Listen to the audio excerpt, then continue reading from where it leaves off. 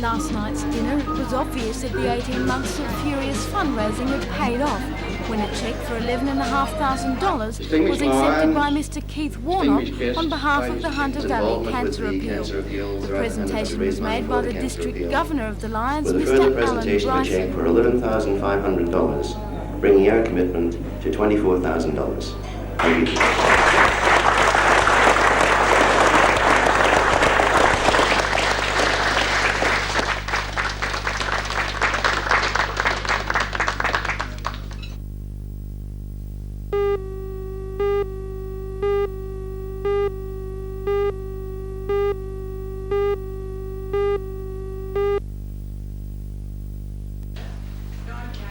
After a lengthy and emotional debate, Council rejected the rescission motion put forward by Alderman Campbell. In introducing the motion, Alderman Campbell said it would be a pity for Newcastle to lose its oldest bowling club simply because there is inadequate parking available for its members. He pointed out that the club was established in 1891, 2 years before King Edward Park and before Newcastle had a parking problem. Alderman Campbell also pointed out that people are permitted to park on council land around other sporting facilities in the city. He added that if the club does close, several jobs will be lost. Alderman, arguing against his motion, claimed it would be a grave mistake to allow a green area within King Edward Park to be taken away for a car park. Before the rescission motion was introduced, however, Council approved a recommendation put forward by Alderman John Tate that parking controls be considered for the top of town. Alderman Tate suggested that if 4-hour limits were imposed in sections of Bolton Street and Reserve Road, the bowling club's parking problem would be eased. That suggestion will be considered by the Traffic Committee at its next meeting.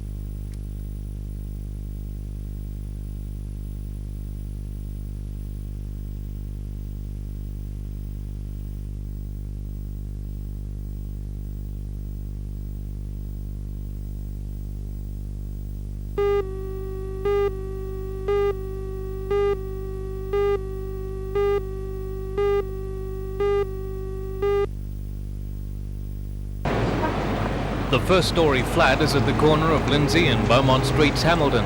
It's believed the fire started at the bottom of the stairwell and spread towards the flat.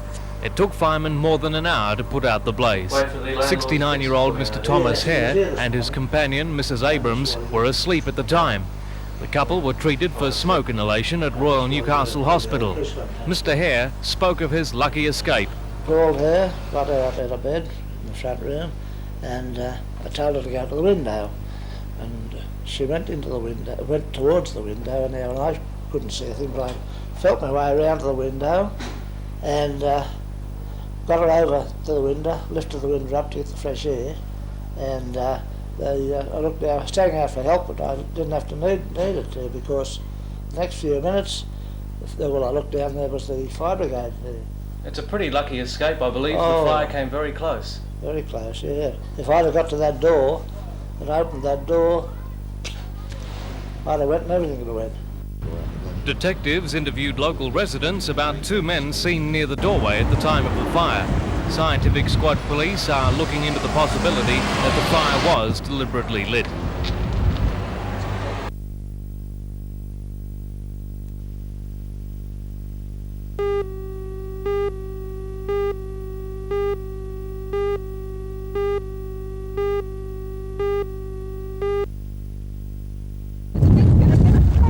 Sugarloaf will become cavalry for the staging of the event organised by the Cardiff Ministers Fraternal.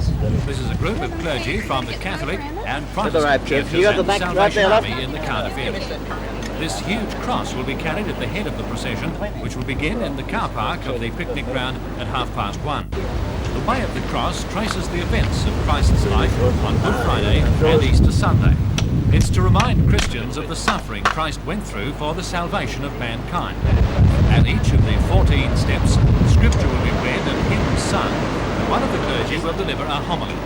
A great amount of organising has gone into Sunday's ceremony. The idea behind having the Stations of the Cross up here and how much work's gone into organising it. Obtained permission to do all these things, to have particular areas roped off for specific things from the Council and from the Sugarloaf Trust. And everyone's been marvellous, it's been spontaneous, they're behind us and they think it's a tremendous thing.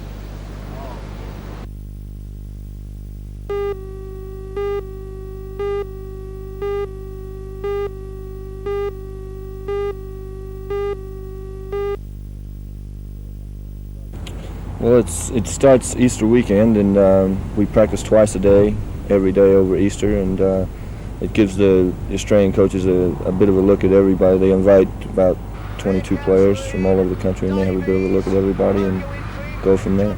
Ian, you've done it all. You're a top scorer at the 1980 Olympics, plus top scorer at the last World Championships. How hard is it for a player such as yourself to get up for a training schedule like this? Well, Mike, it gets a bit hard every year, but I just get excited every time I go there because I know Australian basketball is coming up very fast, and we can only improve. And the Olympic Games, we finished 7th, and the World Championships was 5th, and hopefully this Olympic Games we can move on for that. Mike Johnson will join the Australian under-20 training squad who are in preparation for the world titles in Spain. Well, they're held from the 14th to the 28th in Spain, and we play in a 4-team group. We're with West Germany, the Philippines and Brazil. And this apparently is the best chance Australia's had of making the finals because it is an easier group than they've ever been in before.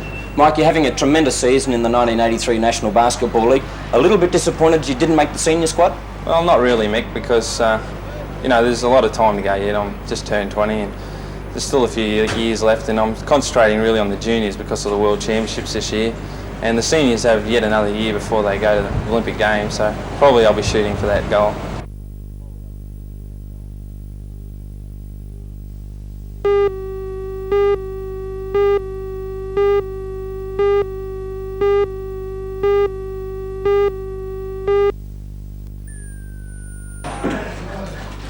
The past few months have been difficult ones for the state's registered club.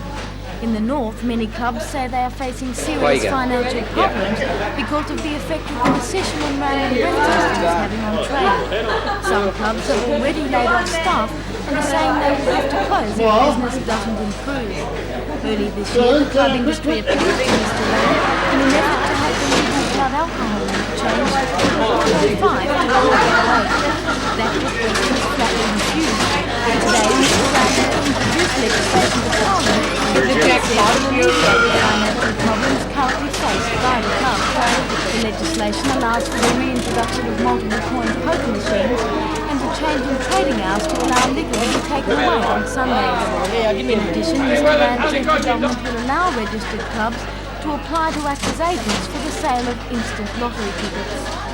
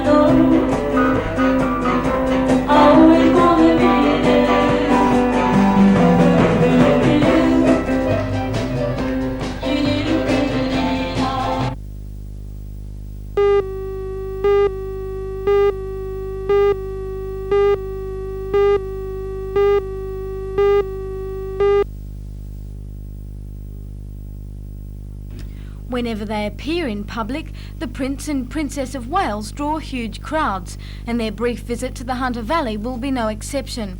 On Tuesday, thousands of people are expected to line the streets of Newcastle and Maitland in an effort to catch their first glimpse of the royal couple. One of the highlights of the visit is certain to be the appearance of the Prince and Princess at the International Sports Centre, where they will be greeted by 40,000 school children. The occasion will doubtlessly be an exciting one for all the children there. But for one student from Merriweather High School, the day will be a very special one indeed. 17-year-old Alison Watkins has been chosen to give the official welcoming speech. Alison, you've just been chosen to be presented to the Prince and Princess of Wales when they visit Newcastle next week. How do you feel about that? I'm very excited, perhaps a bit apprehensive of what will happen on the day. You have to make a speech of welcome. Is that going to be any trouble for you, do you think? No, I don't think so. The number of people is more than I've ever spoken in front of before, but I think I can handle it. And how do you feel about speaking in front of the royal couple? Does that make you feel uneasy at all, or do you think you'll be very relaxed on the day? Probably a little uneasy, but I'm very excited about it. How did you feel when you were chosen from all the high school students in the Newcastle region?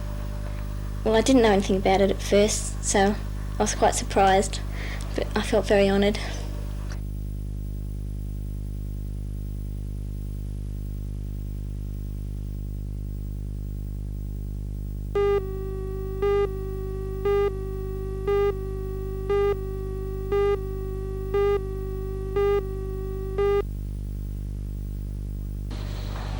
Today, final touches are being put to the sets in the NBN studios. A feature of this year's telethon will be the entertainment provided while the funds are being raised for the cancer appeal. The crews are busy signwriting and carpenters are building presentation desks, all a part of the 24-hour charity show.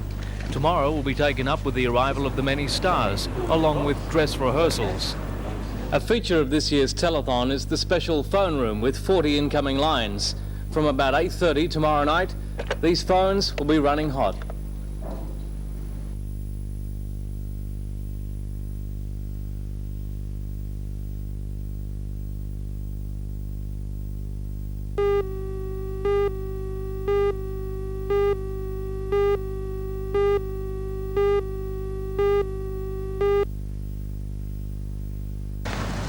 The fire began just before 9 this morning and rapidly engulfed the two-bedroom fibro house. The house is rented by a mother and her 2 sons. However, no one was home at the time. Fire brigades from Toronto, Newcastle and Traralba took more than half an hour to put the blaze. All but one room of the house was gutted by fire, and that room suffered extensive heat and water damage. Police say the fire appears to have started from an electrical fault in the kitchen.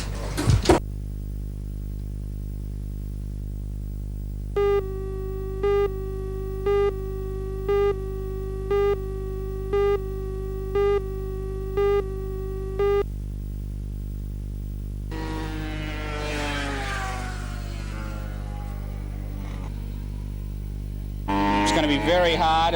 We've got a long way to go yet. We had a little bit of trouble to start off with through the day, but it's a long, long way to go. About 7,500 laps of the Mount Sugarloaf circuit. It's about 1,500 miles. Yes, very long way. One go-kart.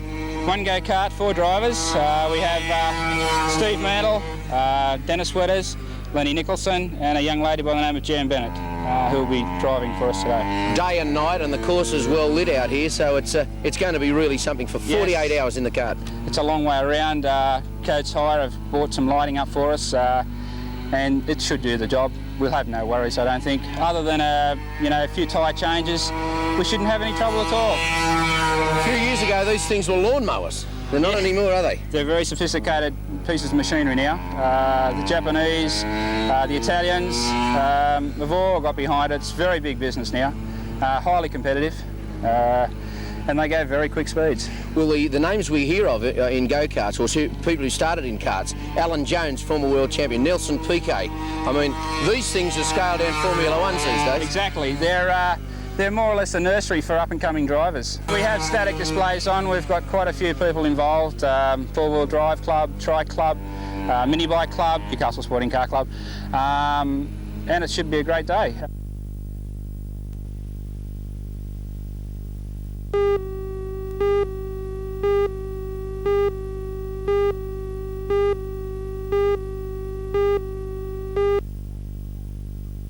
Rodney Combs. The touring American sedan drivers Ed Wilber, Rodney Combs, Johnny Pearson and Mike Klein will be making their final appearance of their 1982-83 Australian tour. And it's been the most successful tour undertaken by any United States team so far, and they want to finish it that way. The Yanks beat the Australians 2-1 in the 3 Test series at the Motordrome earlier on. The Australian team, to try and save face, will be local players Graham Cowboy, John McEwen, Ralph Ranger and John Smith. Another local team will also be involved and are determined to prove the selectors wrong in not picking them earlier. The Camaros of Ron Pine and Peter Unwin will combine with the Commodore of John Pine and the Falcon of Roger Clark to show their class.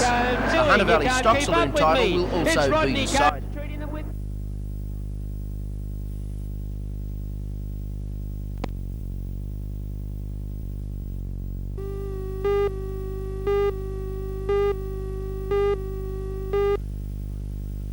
protesting miners went underground today, and they say they'll stay there until they get some action.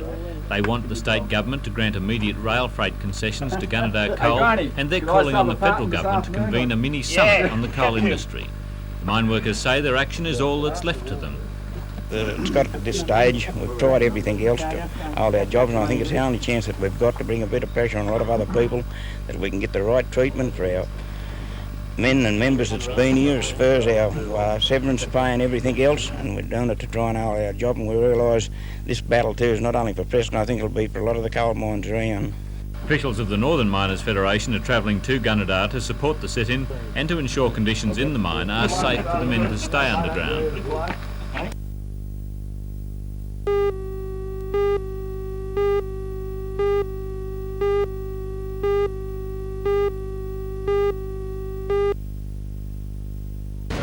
The Castrians also took to the streets today to campaign for the peace and nuclear disarmament trade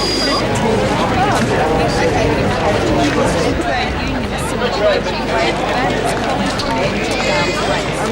Huge protests portraying Uncle Sam and his Russian counterpart Please give peace a chance. The march along Hunt Street culminated in a rally in Sydney Park.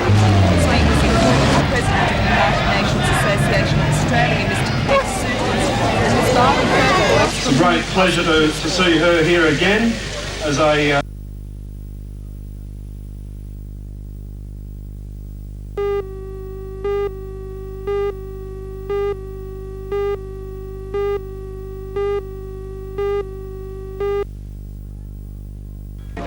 Thousands of teddy bears from all over the region have gathered around Mr. Desmond Park today for the annual Teddy Bears Festival. The day was organised with petitions by Newcastle with all funds raised going towards the telethon which was held yesterday. Teddies of all shapes and sizes came to enjoy themselves on their special day. The some took most of their energy and all of their time to keep their owners awake in celebrations, and some just didn't succeed. Miss King wanted Teddy's favourite. And a whole lot of camera either. Services. Fritz, a well-travelled boy, says this was the best up there like that. Fritz, as self-appointed spokesman for the teddy bears here today, have you had fun? They love to play and shout, they never have sure has.